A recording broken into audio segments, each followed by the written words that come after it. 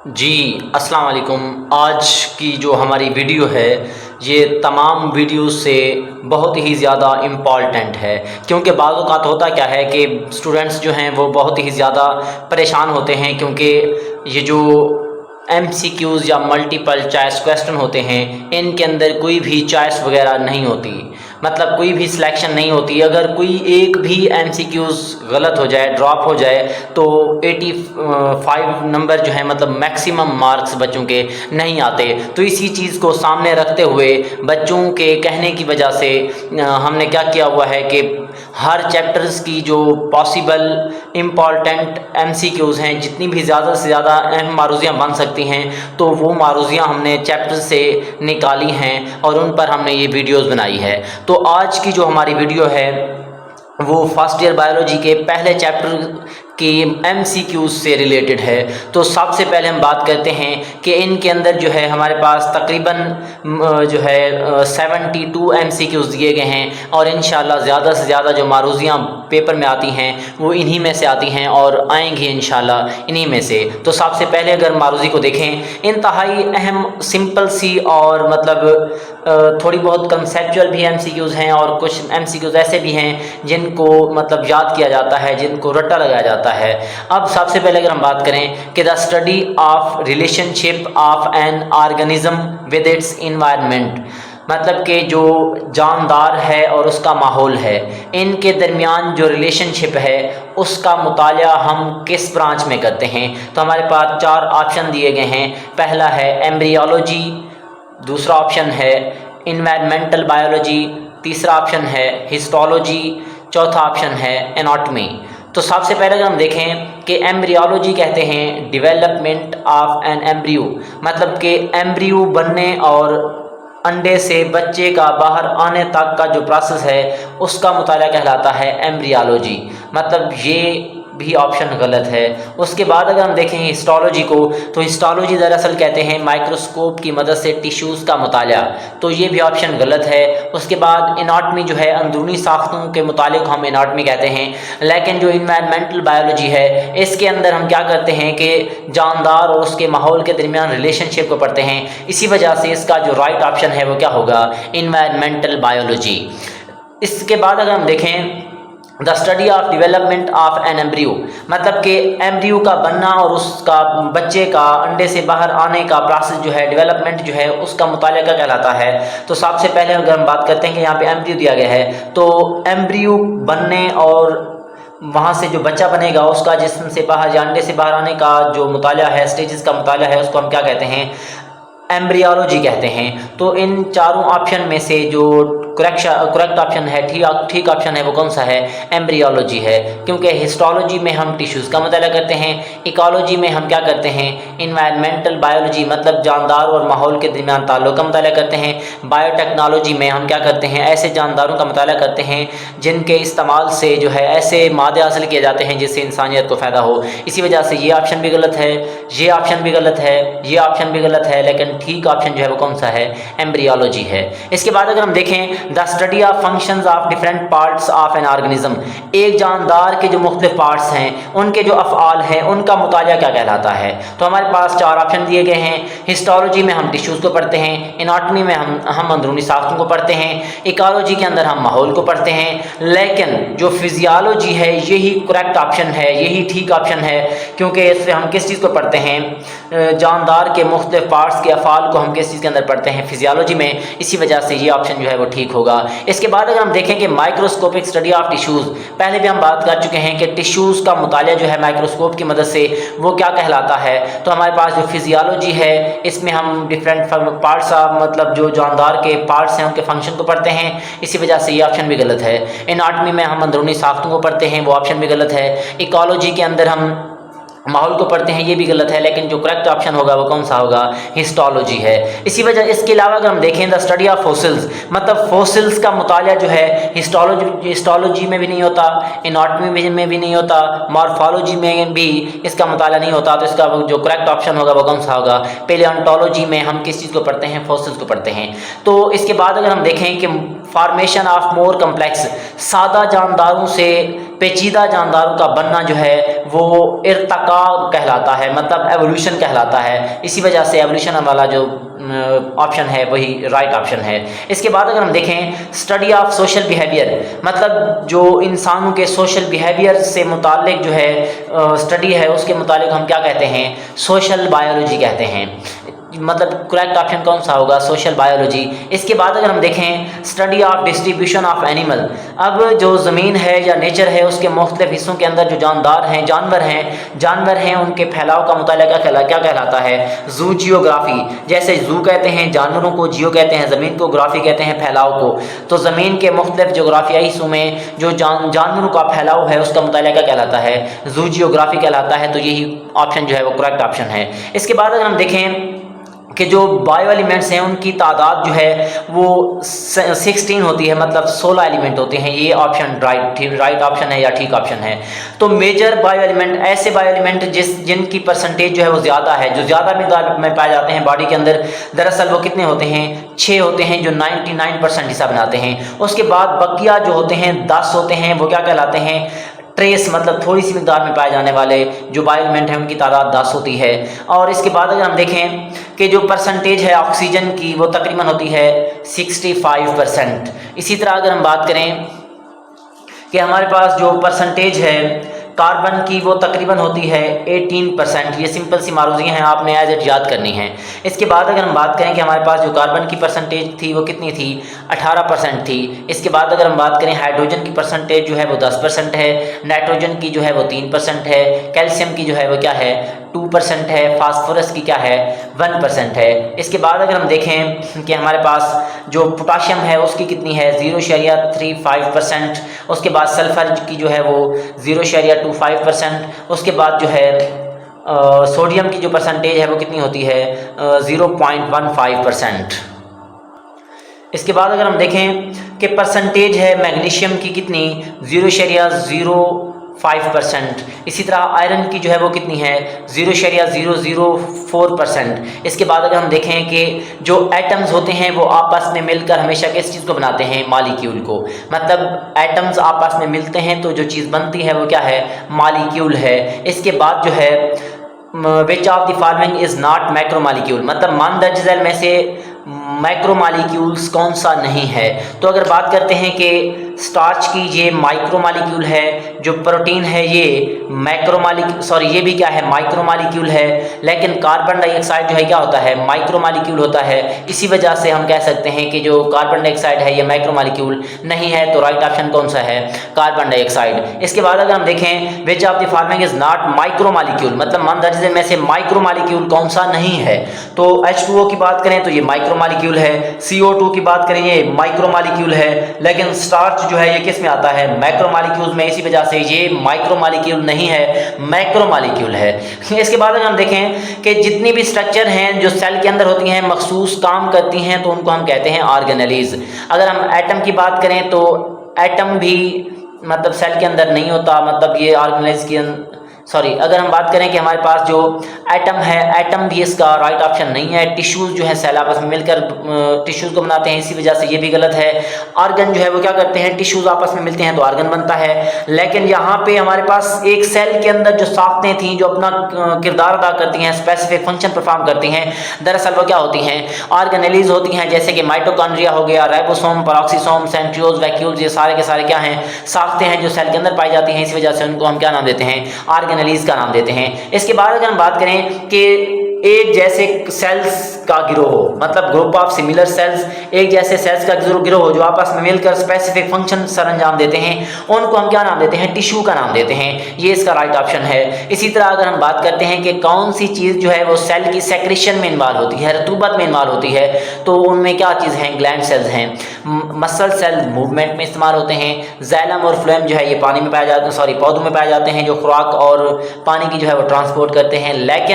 लेकिन जो है जो रतूबत या सेक्रेशन को बनाते हैं या खारिज करते हैं, वो जो सेल हैं वो कौन से होते हैं, ग्लैंड सेल्स या ग्लैंडुलर सेल भी कह सकते हैं। अब इसके बाद अगर हम देखें कम्युनिटी, एक कम्युनिटी उसके साथ साथ नॉन लिविंग सराउंडिंग, मतलब एक कम्युनिटी है, कम्युनिटी के अंदर बायोटेक अज्जा होंगे, उसके बाद उसके साथ साथ नॉन लिविंग सराउंडिंग, मतलब ए बायोटेक मुर्दा चीज़ें भी आपस में मिलती हैं तो जो चीज़ बनती है वो क्या होती है, फेलियाती माहौल की, मतलब बुनियादी और फेलियाती का ही बनती है, उसे हम क्या नाम देते हैं, इकोसिस्टम का नाम देते हैं।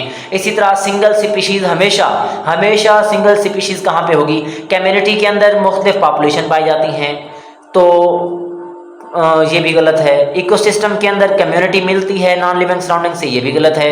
बायोस्फीयर वो हिस्सा है जहाँ पर जानदार रहते हैं, ये भी गलत है। लेकिन पॉपुलेशन में क्या होता है कि एक ही स्पीशीज़ के जानदारों का गिरोह जो एक ही वक्त में एक ही जगह पर पाया जाए, दरअसल वो क्या कहलाता था, पॉपुलेशन कहलाता था। इसी वजह से सिंगल स्पीशीज़ किस में आती है, पॉपुलेशन में, ये इसका राइट ऑप्शन है। इसके बाद अगर हम देखें कि इकोसिस्टम इंक्लूड्स, इकोसिस्टम में कौन कौन सी चीज़ें शामिल हैं, तो सबसे पहले अगर हम देखें कि हमारे पास जो इकोसिस्टम है, तो इकोसिस्टम के अंदर कम्युनिटी भी थी, उसके साथ साथ नॉन लिविंग सराउंडिंग भी थी। अब अगर हम देखें, ऑक्सीजन नॉन लिविंग है, एनिमल्स प्लांट्स ये कम्युनिटी में आते हैं। अब मतलब ऑक्सीजन भी इसमें आता है, एनिमल भी आते हैं, प्लांट्स भी आते हैं, तो सारे ऑप्शन ठीक हैं। तो हम क्या कह सकते हैं कि जो डी ऑप्शन है वो इसका राइट ऑप्शन है। इसके बाद अगर हम बात करें कि यूनिट ऑफ लाइफ, ज़िंदगी की बुनियादी इकाई क्या कहलाती है, हमेशा आप जानते हो कि हमेशा बचपन से जो है वो सुनते आ रहे हैं कि सेल्स जो है वो आपस में मिलते हैं तो जानदार को बनाते हैं, ज़िंदगी को बनाते हैं। इसी वजह से क्या होगा कि इसका राइट ऑप्शन क्या है, बी ऑप्शन है, जो सेल्स हैं। इसके बाद अगर हम देखें कि distribution of organism can be determined by, के जो जानदार हैं उनका जो फैलाव है हम किस चीज़ की मदद से उसका तयन कर सकते हैं। तो हमेशा जो है एक लार्ज रीजनल कम्युनिटी थी, एक बहुत बड़ी कम्युनिटी थी जिसको क्लाइमेट ने जिसका तयन किया था, उसको हम नाम देते थे बायोम का। अब ये जो बायोम है, इसी चीज़ की मदद से, मतलब बायोम की मदद से ही हम क्या कर सकते हैं, किसी भी जगह पर जानदारों के फैलाव का क्या कर सकते हैं, मतलब मुताला कर सकते हैं, उनका तयन कर सकते हैं। उसके बाद अगर हम देखें कि लार्ज रीजनल कम्युनिटी, एक बहुत बड़ी कम्युनिटी जिसका तयन किया हो आबो हवा ने, क्लाइमेट ने, उसको हम नाम देते हैं बायोम का। अब इकोसिस्टम के अंदर क्योंकि कम्युनिटी के साथ नॉन लिविंग सराउंडिंग था, ये भी गलत है। बायोडाइवर्सिटी से मुराद क्या होता है कि किसी भी स्पीशीज़ की और या उसके अंदर जानदारों की वैरायटी को कहते हैं, ये भी गलत है। इकोलॉजी के अंदर हम माहौल को पढ़ते हैं, ये भी गलत है। लेकिन जो बायोम है यही इसका राइट ऑप्शन है। इसके बाद अगर हम बात करते हैं कि हमारे पास how many eras in geological time chart. अब ये जो जियोलॉजिकल टाइम चार्ट हमने पीछे टॉपिक पढ़ा था, उसके अंदर जो ये देखा गया है कि उसके अंदर इराज कितने होते हैं, तो ये मारूजियाँ हैं वो हैं 4। अब मतलब बी ऑप्शन राइट ऑप्शन है। विच ऑफ द फॉलोइंग है, मतलब ऐसा इरा जिसके पास कोई भी पीरियड नहीं होता, तो ये अहम मारूजी है प्रोटेरोजोइक, मतलब इसको आप लोगों ने याद करना है। अब जो सीनोजोइक इरा है, इसके अंदर जो पीरियड्स हैं वो कितने होते हैं, 2 होते हैं। पैलियोजोइक इरा में जो है पीरियड्स की तादाद जो है वो 6 होती है। मीजोजोइक के अंदर जो इराज हैं, उसके अंदर जो पीरियड्स हैं उसकी तादाद 3 होती है। उसके बाद ये सबसे अहम मारूजी है कि जो मैमल्स हैं वो किस इरा के अंदर क्या हुए थे, डोमिनेंट हुए थे, तो सीनोजोइक इरा है। मतलब इसका राइट ऑप्शन जो है वो कौन सा है, सीनोजोइक इरा। सीनोजोइक इरा जो है इसका राइट ऑप्शन है। मतलब ये वो इरा है जिसके अंदर क्या हुआ था कि मैमल्स जो थे वो डोमिनेंट हुए थे, वाज़ेह तौर पर नज़र आए थे। इसके बाद अगर हम देखें कि जो कैम्ब्रियन है उसकी एज कितनी है, तो 600 मिलियन ईयर्स ये मारूजियाँ हैं। इस तरह की मारूजियाँ उस टेबल में से बन सकती हैं जो टेबल्स मैंने पिछले लेक्चर्स में, मतलब एक लेक्चर्स में हमने दी थी, तो वहाँ से आप सारी की सारी टेबल जो है वह MCQs के लिहाज से कर सकते हैं। वही इसी तरह की मारूजियाँ बनती हैं। अब अगर हम बात करें कि टोटल आइडेंटिफाइड स्पीशीज़, ऐसी स्पीशीज़ जिसको हम जानते हैं, तो उसकी तादाद कितनी है, 2.5 मिलियन। उसके बाद अगर हम देखें कि percentage of number of species, insects की परसेंटेज कितनी है, वो है 53.1%। इसी तरह परसेंटेज जो है वास्कुलर प्लांट्स की कितनी है, 17.6%। इसी तरह जो है अगर हम बात करें कि इंसेक्ट्स के बाद जितने भी एनिमल्स हैं उनकी परसेंटेज कितनी है, 19.9%। इसके बाद अगर हम देखें कि हमारे पास जो लाइफ है, आजकल की जो लाइफ है वो किस चीज़ की वजह से है, किस चीज़ के ज़रिए बनी है, तो वो कौन सा ऑप्शन ठीक होगा, फाइलिटिक लाइनेज, शजरा नस्ब, मतलब पेरेंट्स थे उनमें से मतलब औलाद बनती जा रही है और ऑफस्प्रिंग बन रही है। एक अनब्रोकन सीरीज़ है।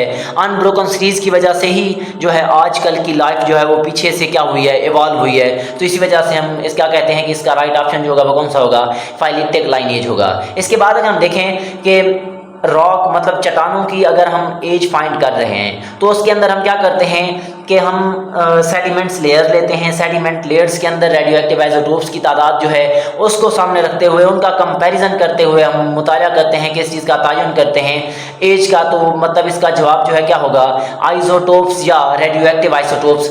अब इसके बाद अगर हम देखें कि स्टडी ऑफ फोसिल्स, जो फोसिल्स का मुताला है उसने बायोलॉजिस्ट को इजाज़त दी है कि जानदारों को क्या किया जाए, एक टाइम्स के अंदर एक सीक्वेंस मतलब एक तरतीब के साथ क्या किया जाए, उनको जगा दी जाए, उनको रखा जाए। मतलब इसका राइट ऑप्शन जो है वो सीक्वेंस है। इसके बाद अगर हम देखें कि हमारे पास बायोलॉजिकल मेथड जो है वो हमेशा बायोलॉजिकल मेथड कहाँ से स्टार्ट होता है, मुशाहिदात से, जिसको हम क्या नाम देते हैं, ऑब्जर्वेशन का नाम देते हैं। इसके बाद अगर हम बात करते हैं कि which is not qualitative observation. Qualitative observation ऐसे ऑब्जर्वेशन होते हैं जो मेजरेबल नहीं होते, जिनकी हम पैमाइश नहीं कर सकते। मतलब कलर जो है इसकी पैमाइश नहीं की जा सकती, स्मेल की भी पैमाइश नहीं की जा सकती, टेस्ट। अब आप देख सकते हो, ऐसा तो नहीं कह सकते कि वहाँ से 10 किलो बदबू आ रही है, ये भी गलत है। और 10 किलो मीठा है, ये भी गलत है। उसका कलर जो है वो 10 किलो जो है वो वाइट है। मतलब इस तरह के ये सारे के सारे जो हैं वो इनकी हम पैमाइश नहीं कर सकते। इसी वजह से ये क्या होते हैं, क्वालिटेटिव ऑब्जर्वेशन होते हैं। लेकिन वॉल्यूम की जो है वो पैमाइश की जा सकती है, इसी वजह से ये क्वान्टिटेटिव है, क्वालिटेटिव नहीं है। इसी वजह से यहाँ पर भी यही पूछा गया था कि कौन सा क्वालिटेटिव ऑब्जर्वेशन नहीं है तो कौन सा होगा, वॉल्यूम होगा। उसके बाद अगर हम बात करते हैं कि मुशाहिदात की तहकीक तलब वजाहत, टेंटेटिव एक्सप्लेनेशन ऑफ ऑब्जर्वेशन जो है वो किस चीज़ को हम कहते हैं, हाइपोथेसिस को। इसके अलावा अगर हम बात करें कि it moves from general to specific, मतलब जो जनरल से स्पेसिफिक की तरफ जाते हैं हमेशा वो क्या कहलाते हैं, डिडक्टिव रीजनिंग कहलाते हैं। इंडक्टिव रीजनिंग से हम क्या करते थे, स्पेसिफिक टू जनरल जाते थे, लेकिन जनरल टू स्पेसिफिक हमेशा किस में जाते हैं, डिडक्टिव रीजनिंग में। यही ऑप्शन ठीक होगा। उसके बाद जो है हमेशा थ्योरी जो है वो कहाँ से बनती है, हाइपोथेसिस से, क्योंकि हाइपोथेसिस को चैलेंज के तौर पर लिया जाता है, साइंसदान उस पर तजुर्बात करने की कोशिश करते हैं। अगर वो गलत साबित ना हो तो वो किस में चेंज हो जाती है, हाइपोथेसिस में। उसके बाद बात करते हैं कि इट इज़ एन इररिफ्यूटेबल थ्योरी, ऐसी थ्योरी जिसको झुटलाया ना जा सके, जिसको गलत साबित किया ना किया जा सके, तो फिर वो कन्वर्ट हो जाती है, चेंज हो जाती है किस चीज़ के अंदर, साइंटिफिक लॉ में। इसी वजह से जो है इसका राइट ऑप्शन कौन सा होगा, इसका राइट ऑप्शन जो है वो कौन सा होता है, सॉरी कहाँ पे थे, इसका राइट ऑप्शन जो है वो लॉ होगा। इसके बाद जो है biology has few laws because of, मतलब बायोलॉजी के अंदर थोड़े से लॉज क्यों हैं। अब इसका जवाब मैं जो है लिख दूँ, यहाँ पे लिखे हुए नहीं हैं, due to elusive nature of life. मतलब जो लाइफ है, लाइफ की जो खसूसियात हैं वो बिल्कुल समझ में आने वाली नहीं हैं, इंतहाई पेचीदा हैं। इसी वजह से जो है बायोलॉजी के पास बहुत ही कम लॉज हैं। उनकी तादाद कितनी है, 3 है। उनमें पहला है हाल्डी-वेनबर्ग थ्योरम, उसके बाद जो है मेंडल्स के लॉज, उनमें 2 हैं, एक जो है लॉ ऑफ सेग्रीगेशन और दूसरे को हम क्या नाम देते हैं, लॉ ऑफ इंडिपेंडेंट असॉर्टमेंट। इसके बाद अगर हम देखें कि मैनिपुलेशन ऑफ जीन, मर्जी का जीन दाखिल करने के लिए हम एक चीज़ इस्तेमाल करते थे, उसको हम कहते हैं जेनेटिक इंजीनियरिंग। उसके बाद जो है एफिड जो वॉलनट ट्री पर जो है वो क्या करता था, अटैक करता था, उसको हम जो है एक जानदार की मदद से कंट्रोल करते हैं, जिसको हम कहते थे बायोलॉजिकल कंट्रोल। और उसमें कौन सी चीज़ इस्तेमाल होती थी, वैस मतलब भेड़ जो है वो इस्तेमाल होता था, जो मतलब भेड़ की मदद से हम जो है एफिड को कंट्रोल कर सकते हैं, तेले को कंट्रोल कर सकते हैं। ये राइट ऑप्शन है। उसके बाद अगर हम देखें कि बायोपेस्टिसाइड के तौर पर हमेशा क्या चीज़ इस्तेमाल होती है, बैक्टीरिया इस्तेमाल होते हैं डेफिनेटली। इसके बाद जो है मिल्क और मिल्क प्रोडक्ट्स जो हैं उनको प्रिजर्व करने के लिए एक टेक्निक इस्तेमाल होती थी, जिसको लुईस पास्चर ने इस्तेमाल किया था या मतलब डिस्कवर किया था। इसमें क्या किया जाता है कि मिल्क या मिल्क प्रोडक्ट्स को जो है उसको हम गर्म करते हैं, गर्म करने की वजह से जो है उनके अंदर जो माइक्रो ऑर्गेनिजम्स होते हैं वो किल हो जाते हैं, जिसकी वजह से उनको हम प्रिजर्व कर सकते हैं। वो जो टेक्निक थी उसको हम क्या कहते हैं, पास्चराइजेशन कहते हैं। इसके बाद जो है एडवर्ड जेनर ने सबसे पहले वैक्सीनेशन का प्रोसेस कब जो है स्टार्ट किया था, तो वो है 1795। इसके बाद अगर हम देखेंगे हमारे पास नेक्स्ट जो MCQs है कि वैका जो लफ्ज़ है वो किस ज़ुबान से माखूज है या किस ज़ुबान का लफ्ज़ है, तो वो है लैटिन वर्ल्ड। अब ये जो यही राइट ऑप्शन मतलब ये जो लैटिन वर्ल्ड है, बी ऑप्शन ठीक होगा। It is used to repair मतलब जो डिफेक्टिव जीन होते हैं, जो जीन ख़राब हो जाते हैं, उनको रिपेयर करने के लिए एक चीज़ इस्तेमाल होती थी, उसको हम क्या नाम देते हैं, जीन थेरापी का। यही राइट ऑप्शन है। उसके बाद अगर हम बात करते हैं कि यूजेनिक एम्स, हम अपनी मकसद का जो जीन है उसको हासिल करने के लिए अपनी मकसद के जो मतलब जानदार हैं, जानवर हैं, उनको हासिल करने के लिए एक प्रोसेस इस्तेमाल करते थे, उसको हमने कहते हैं क्लोनिंग का। अब क्लोनिंग में क्या करते थे कि इस सेक्सुअल रिप्रोडक्शन की मदद से हम एक जानदार की या जानवर की हूबहू कॉपी जो है वो तैयार करते थे। उसके बाद अगर हम बात करते हैं कि ड्रग्स जो हैं वो किस चीज़ के अंदर मतलब उनकी तशवीर वो की क्या की जाती है कि एडमिनिस्ट्रेटेड किए जाते हैं। मतलब ये जो ड्रग्स हैं वो किस चीज़ के अंदर इस्तेमाल की जाती हैं, तो हमारे पास कीमोथेरापी केमिकल्स ही ड्रग्स होते हैं और हम किस में इस्तेमाल करते हैं, कीमोथेरापी में। उसके बाद अगर हम बात करते हैं कि एंटीबायोटिक्स हमेशा जो है बैक्टीरिया को मारने के लिए इस्तेमाल होते हैं। HIV जो है वो किस चीज़ के अंदर किस चीज़ को मुतासर करता है और मल्टीप्लाइज होता है, मंकी में। उसके बाद जो है रेडियोथेरापी किस चीज़ में इस्तेमाल होती है, कैंसर में। अब रेडियोथेरापी में क्या होता है कि केमिकल्स जो हैं क्या करते हैं कि रेडिएशंस खारिज करते हैं, रेडिएशंस को हम कैंसर सेल्स के ऊपर उनकी बौछार करते हैं, कैंसर सेल्स जो हम मर जाते हैं, जिसकी वजह से कैंसर जो है क्या हो जाता है, कंट्रोल में आ सकता है। इसी वजह से इसका राइट ऑप्शन जो है वो कैंसर होगा। उसके बाद अगर हम बात करते हैं कि जानदार जो है वो मतलब माहौलियाती आलूदगी को या माहौल से जो आलूदगार मादे हैं उनको ख़त्म करने के लिए जो जानदार इस्तेमाल किए जाते हैं, ये प्रोसेस क्या कहलाता है, बायो रिमेडिएशन कहलाता है। उसके बाद जो है लेड कहाँ से निकलता है, ये एक हैवी मेटल है जो ऑटोमोबाइल से निकलता है। इसी तरह क्रोमियम जो है ये भी हैवी मेटल है जो कहाँ से निकलता है, टेनरीज से। उसके बाद जो है इनमें से पूछा गया है कि कौन सा हैवी मेटल है, तो क्रोमियम जो है वो क्या है, हैवी मेटल है। उसके बाद दर्जे में से कौन सी एक वायरल डिजीज़ नहीं है, तो आप देख सकते हो काउपॉक्स जो है वायरस की वजह से होती है, मम्प्स भी वायरस की वजह से होते हैं, स्मॉल पॉक्स भी जो है किस चीज़ की वजह से होती है, वायरस की वजह से। लेकिन जो है टेटनस जो है ये वायरस की वजह से नहीं होता। इसी वजह से जो वायरल डिजीज़ नहीं है वो कौन सी है, टेटनस है, जिसको हम तशन्नुज का नाम देते हैं। ये हमारे पास चैप्टर्स की अहम जो है मतलब पॉसिबल MCQs हैं, तो आप इजीली यहाँ से याद कर सकते हैं। तो इसी तरह जो है हम 1 बाय 1 करके हर एक चैप्टर्स के जो है MCQs अपलोड करते जाएंगे। तो आप यहाँ से MCQs, short question, long question जो है वो सारे के सारे मतलब पेपर्स की मुकम्मल तौर पर यहाँ से तैयारी कर सकते हैं। ओके बेटा, अल्लाह हाफिज़।